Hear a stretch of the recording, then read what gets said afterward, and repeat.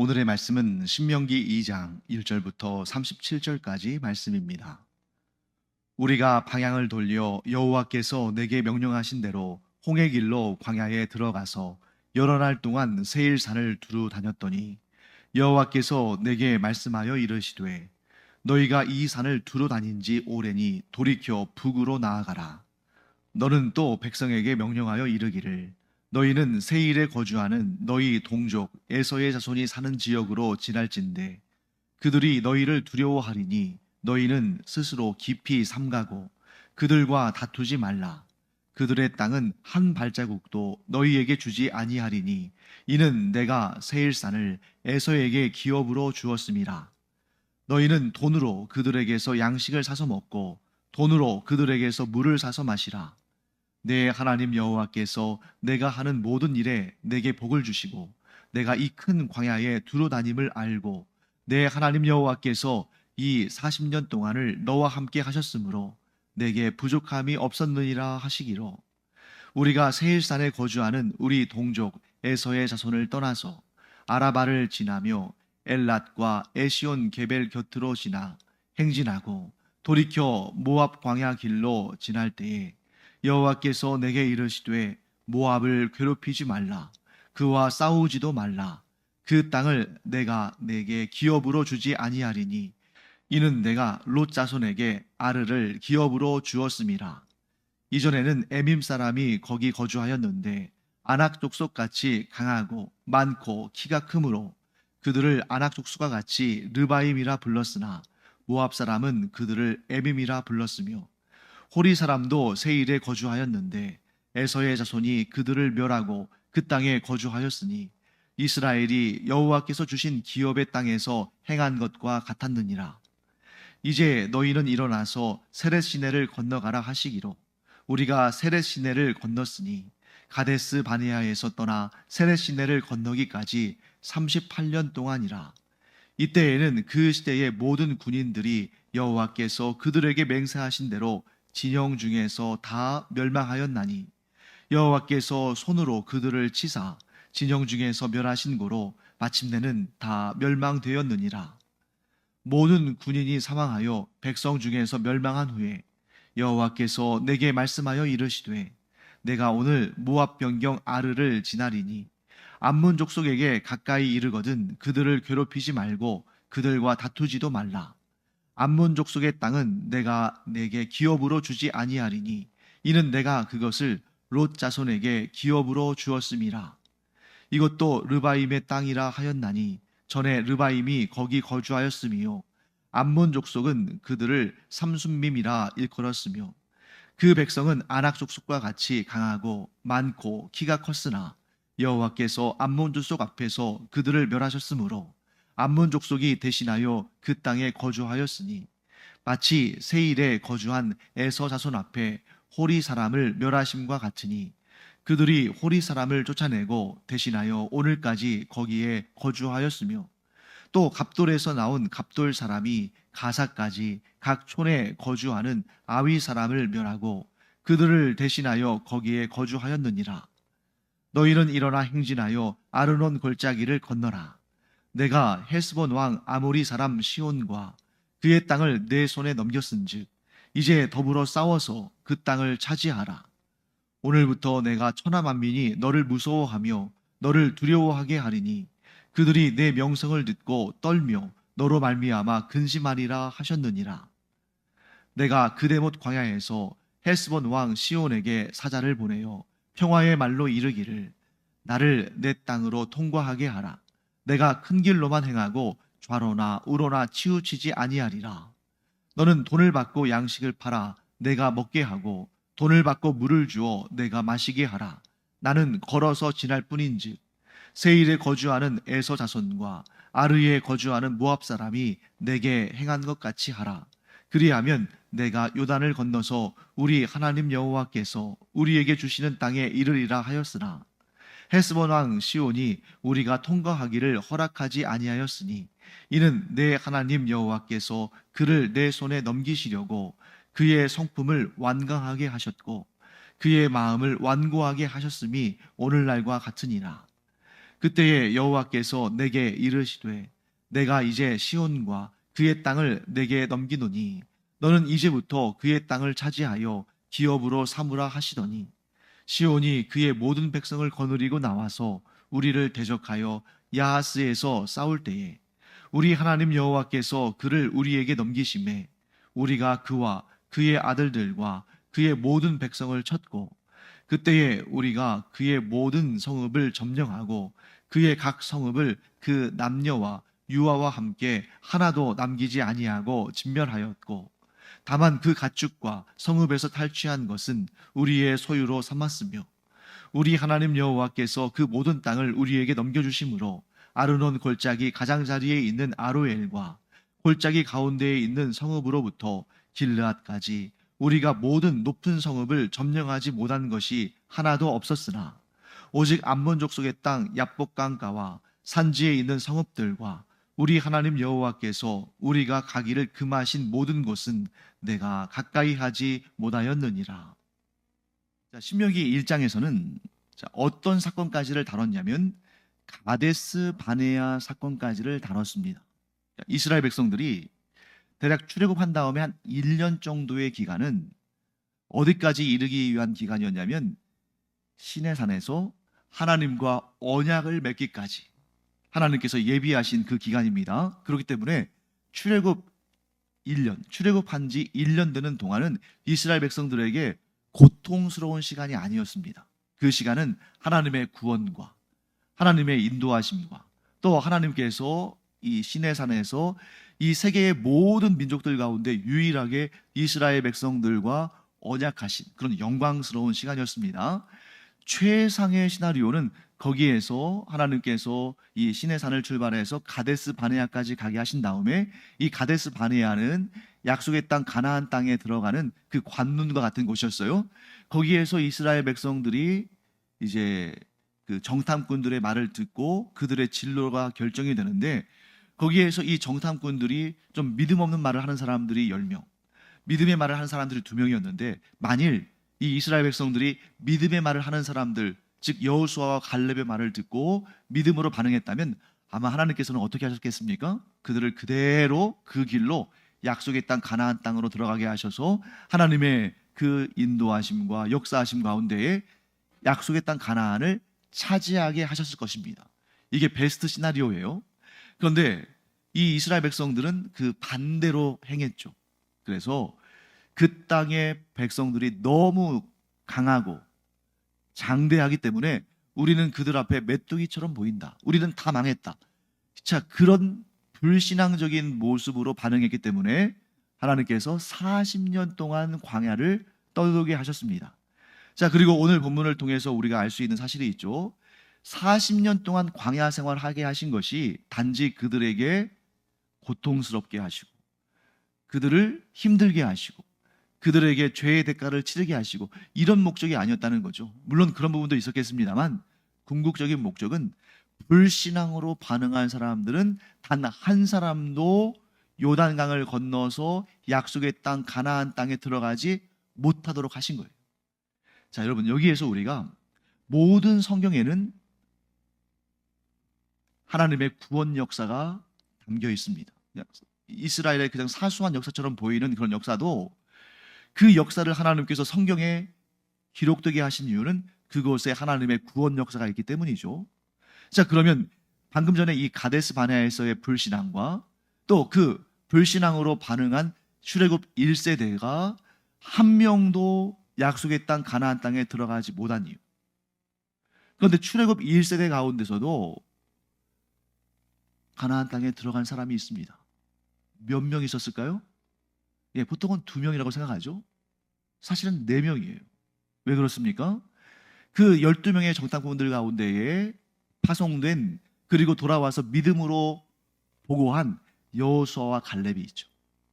그리고 나머지 2명은 아론의 2 아들 엘르아살과 이다말 제사장입니다.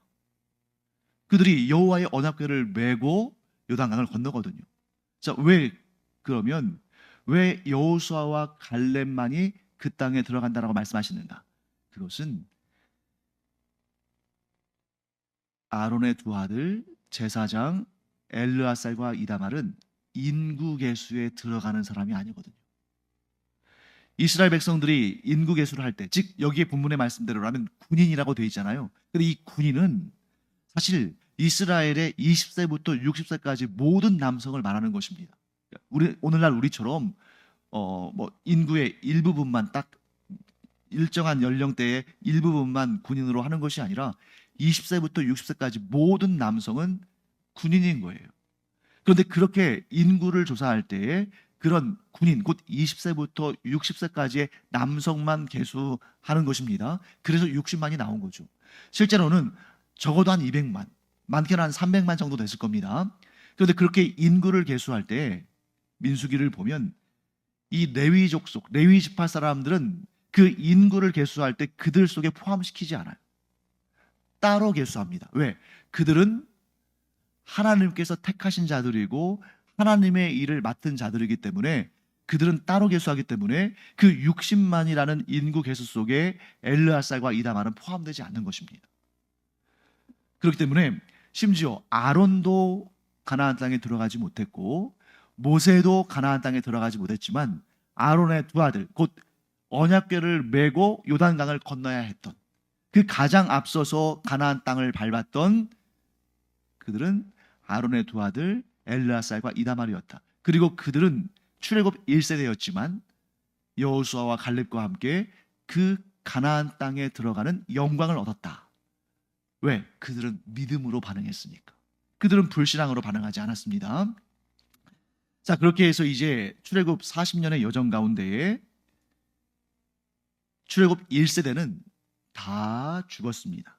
그래서 신명기는 여러분 우리가 어떻게 봐야 되냐면, 신명기는 출애굽 2세대 백성들에게 모세가 하나님의 말씀, 하나님의 율법을 다시 한번 반포하는 그러한 내용이 담긴 책이 바로 신명기다 하고 우리가 볼 수가 있는 것입니다.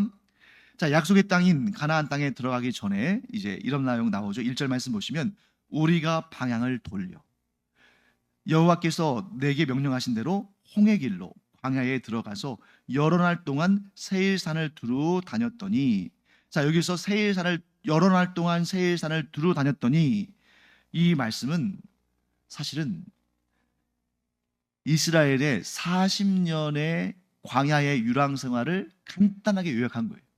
우리가 광야에서 40년 동안이나 유랑 생활을 했는데, 그때 2절 말씀, 여호와께서 내게 말씀하여 이르시되, 자, 3절, 너희가 이 산을 두루 다닌 지 오래니 돌이켜 북으로 가라. 자, 이 산을 두루 다닌 지 오래다는 얘기는 뭐냐면 40년 동안 어디 멀리 간 것도 아니에요. 그냥 그 세일산 아래에서 왔다 갔다 한 겁니다. 세일산은 어디냐면 이 가나안 땅과 그 요단강, 또 모압 땅, 또 여기 오늘 나오는 에서의 땅, 이런 땅들과 구분 짓는 그런 국경선 비슷한 그런 지형인 것이죠. 자, 이제 북으로 나아가라. 이제는 광야에서의 그 39년 정도 되는 그 광야의 여정을 마치고 이제 내가 너에게 줄 가나안 땅으로 들어가기 위해서 북으로 행진하라. 이렇게 말씀하시는 것입니다. 자, 이 본문의 내용을 여러분들이 한번 읽고서 이 여정이 어떤 과정을 거치는지 알기가 쉽지 않죠. 그래서 제가 간단하게 요약을 해드리겠습니다. 이스라엘 백성들이 하나님의 명령을 받고 북으로 진군합니다. 북으로 진군하는데 그 과정 속에 4개의 나라가 등장해요. 정확히 말하면 5개지만 2개를 합쳐서 볼 수 있습니다. 첫 번째는 에서 족속의 땅입니다. 자, 그 에서 족속의 땅은 다른 말로 에돔이라고도 해요. 에돔이라는 나라입니다. 자, 에돔이라는 나라 이름을 가지고 있지만 그들의 조상이 야곱의 쌍둥이 형인 에서이기 때문에 에서의 땅 이렇게 부릅니다. 그 다음에 모압, 그리고 암몬. 자, 모압과 암몬은 기억력이 좋으신 분들은 딱 느낌이 올 텐데 지금 이게 다 사람 이름이거든요. 자, 에서는 이스라엘, 곧 야곱의 형제입니다. 그렇죠? 그 다음에 모압과 암몬은 롯의 두 아들이에요. 그런데 롯은 누굽니까?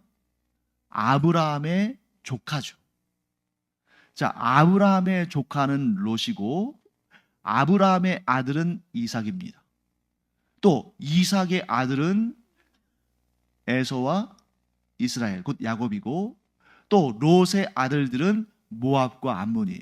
그러니까 지금 여기서 언급되는 에서, 모압, 암몬, 또 그리로 향하는 이스라엘 족속들 다 친족인 거예요. 그때 하나님께서 뭐라고 하시냐면, 간단하게 요약을 한다면, 너의 친족들은 건드리지 말아라, 이거예요. 너의 친족들, 즉 에서 족속, 에돔 족속이죠. 모압 족속, 그리고 암몬 족속, 이들은 너의 친족들이고 그들은 어쨌든 간에 내가 택한 나의 사람 아브라함과 친족 시간에 있고 또 내가 친히 그들을 위해서 땅을 기업으로 주었다. 자, 가나안 땅을 중심으로 해서 가나안 땅의 동편에 요단강이 있죠. 가나안 땅 남쪽에는 광야가 있습니다. 그 광야에서부터 요단강을 따라 올라가서 요단강 동쪽에 이르기까지 하나님께서 아브라함의 족통은 아니지만 아브라함의 친족들인 자손들에게 땅을 기업으로 주셨다는 거죠. 그래서 에서 족속에게는 에돔 땅을, 모압 족속에게는 모압 땅을, 베남미, 자, 정확한 이름은 베남미인데 그 베남미 족속이 암몬을 이루죠. 암몬, 베남이라는 사람이 암몬을 이루는데 암몬 족속에게는 암몬 땅을. 그런데 마지막 한 가지가 더 나옵니다. 오늘 여러분 이런 이름이 나오죠. 자, 아모리 족속의 사람인 헤스본 왕 시온이 나옵니다. 그리고 그 다음에 또 어떤 사람이 나오냐면 바산 왕 옥이라는 사람이 나와요. 자, 이들은 어떤 족속입니까? 아모리 족속이다 하는 것입니다.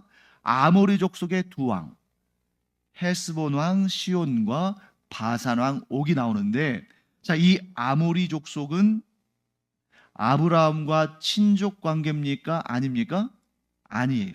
자, 오늘 본문의 말씀에 아브라함과 친족 관계가 아닌 사람들이 등장하는데 거기에 바로 이 아모리 족속이 등장하는 거죠. 그 아모리 족속뿐만 아니라 한 가지가 더 나오는데 23절 말씀 볼까요? 또 갑돌에서 나온 갑돌 사람이, 자, 이 갑돌 사람 역시 아브라함의 혈통이 아닙니다. 이 갑돌 사람은 나중에 뭐라고 표현되냐면 이 사람들이 블레셋 사람들이에요. 블레셋 사람들. 그래서 이제 물론 이제 학자에 따라서 좀 다르게 보기도 합니다만 보통은 블레셋 사람으로 보죠. 자, 이러한 많은 족속들이 있는 곳이지만 하나님께서 그들에게 기업을 주신 족속들, 곧 에서 족속과 모압 족속과 암몬 족속의 땅은 너희들이 차지할 수 없다. 왜? 내가 즉 여호와 하나님께서 내가 직접 그들에게 그 땅을 기업으로 주었기 때문이다. 이렇게 말씀하시는 것입니다. 반면에 헤스본 왕 아모리 사람 시온과 그의 땅은 어떻게 되느냐? 24절 말씀 보고요. 24절 말씀 보시면 그 중간에 이렇게 되어 있죠. 내가 헤스본 왕 아모리 사람 시온과 그의 땅을 내 손에 넘겼은지 이제 더불어 싸워서 그 땅을 차지하라. 자, 이스라엘의 외교 정책이 둘러다니는 걸 알 수 있죠. 에서와 모압과 암몬 족속에게는 사신을 보내서 평화 협상을 합니다. 그래서 우리가 지금 너의 땅을 지나서 하나님께서 우리에게 주신 약속의 땅 가나안 땅으로 들어가야 되는데 우리가 너희들에게 어떠한 손해도 끼치지 않겠다. 우리가 음식을 먹어도 너희 땅에 있는 음식을 먹어도 너희에게 그 돈을 지불할 것이고 너희 땅에 있는 물을 마셔도 그 비용을 지불할 것이다. 그랬더니 그들이 땅을 열어줬어요. 그래서 그 땅을 지나갑니다. 그런데 아모리 족속의 두 왕, 헤스본 왕 시온과 바산 왕 옥은 어떻게 했냐면 그렇게 외교적으로 평화롭게 우리가 지나가겠다 하는 그 이스라엘 족속의 말을 들었지만 오히려 전쟁을 그들이 준비합니다. 그래서 그들을 대적하여 치려고 나와요. 그래서 거기에서 전쟁이 일어납니다. 그래서 많은 사람들이 특히 이제 구약 성경을 읽을 때에 신약 성경과 너무 좀 차이가 난다고 생각하고 특히 여호수아서랄지 또 여기에 나오는 이런 내용들을 보면서 아니 하나님이 사랑의 하나님이신데 왜 이렇게 전쟁 막 사람들을 죽이고 멸절하고 이런 내용이 나오는가 하는 그런 의구심을 갖습니다. 그런데 여러분들이 성경을 꼼꼼히 읽어보시면 성경 어디에서도 이스라엘 백성이 먼저 공격하는 법은 없습니다. 항상 어떻게 하냐면 먼저 사신을 보내요. 그래서 물론 이제 그 사신을 통해서 전달되는 내용이 그들에게는 받아들이기 힘든 내용이겠죠. 예를 들면 여기에 에설할지 모압이랄지 암몬 족속의 땅을 지날 때는 사신을 보내서 우리가 너희에게 어떤 패도 끼치지 않을 테니까 우리가 그냥 너희 땅을 지나가게만 해달라, 이렇게 했지만 이 아모리 족속이나 이제 가나안 땅에 들어가서 그곳에 있는 가나안 땅의 7 족속들에게는 어떻게 했냐면 사신을 보내서 우리에게 항복하라. 그러면 우리가 너희를 받아들이고 너희와 전쟁하지 않겠다. 그런데 그렇게 했을 때에 가나안 땅의 백성들 가운데 스스로 항복한 사람들이 있었습니까? 없었습니까? 있었죠. 딱 한 족속. 어떤 족속입니까? 기브온 족속만이 그랬습니다. 사실 그들은 항복하라는 전가를, 그런 사신이 오기도 전에 스스로 알아서 항복했어요. 왜? 지금까지 하나님께서 행하신 그 놀라운 일들을 보면서 그들이 두려워 떨었거든요. 그래서 아이성이 함락된 다음에 야, 그 다음은 우리 차례구나 하고 그들에게, 이스라엘 백성들에게 사신을 보냈는데 마치 멀리서 온 사람들처럼 헤어진 옷을 입고 또 헤어진 신발을 신고 또 곰팡이 핀 그런 빵을 들고 가면서 우리는 멀리서부터 온 사람들인데 너희가 차지할 땅과는 관계가 없다. 그러니 우리와 화친하자. 이랬는데 나중에 알고 보니까 바로 아이성 옆에 있던 기브온이라는 곳이었죠. 그런데 그 외에는 전부 이스라엘과 대적했습니다. 그래서 전쟁을 일으켰죠. 하나님께서 그들을 진멸하게 하시고 그 땅을 차지하게 하시는데 가끔 우리 또 이런 의문이 들죠. 아니 그냥 전쟁해서 승리하면 됐지. 그래서 그 땅 차지하면 됐지. 왜 진멸까지 하는가? 여러분, 진멸이라는 것은 뭐냐면 여성과 아이들까지도 다 죽이는 거예요. 너무 잔인하지 않는가? 그런데 여러분 생각해 보세요. 그 전쟁을 반대로 한번 생각해 보십시오. 그 전쟁에서 하나님께서 이스라엘과 함께 하셨기 때문에, 그 땅을 기업으로 주시기 위해서 함께 하셨기 때문에 이스라엘이 승리한 것이지, 만일 이스라엘이 패배하고 그 가나안 족속들이, 그 이방 족속들이, 우상을 섬기는 나라들이 이스라엘을 이겼으면 그들은 이스라엘을 진멸하지 않았을까요?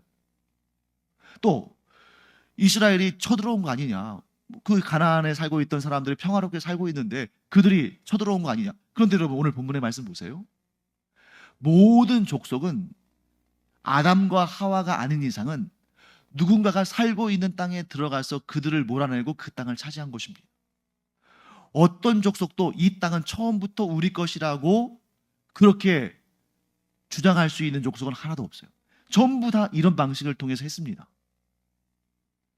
더군다나 하나님께서 이 아브라함과 그의 후손들에게 이 땅을 주리라고 말씀하셨는데, 세상 모든 땅의 주인은 하나님이신데 하나님께서 그 땅을 주신 거예요.